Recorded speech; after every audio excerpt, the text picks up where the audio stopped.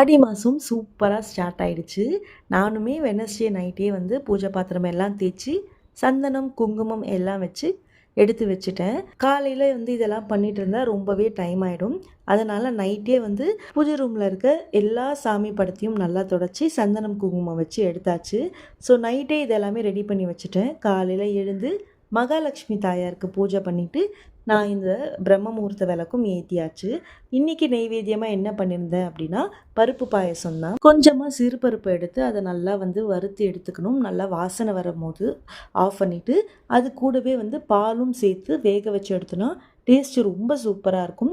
தேவையான அளவு வெல்லம் போட்டு, நெய்யிலேயே முந்திரி, திராட்சை எல்லாம் வறுத்து போட்டுட்டு, கொஞ்சமாக திருவுன தேங்காவையும் நெய்யில் வதக்கி போட்டு கொதிக்க விட்டு, கடைசியாக ஏலக்காய் தட்டி போட்டு எடுத்தோன்னா கம கமன்னு நல்ல டேஸ்ட்டாக இருக்கும்.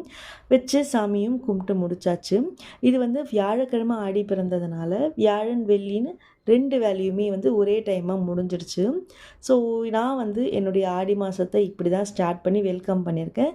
நீங்கள் எப்படி பண்ணீங்கன்னு கீழே கமெண்ட்டில் சொல்லுங்கள். இந்த வீடியோ பிடிச்சிருந்தா வீடியோக்கு ஒரு லைக் கொடுத்துட்டு மறக்காமல் நம்மளுடைய சேனலையும் சப்ஸ்கிரைப் பண்ணிக்கோங்க. பாய் பாய்.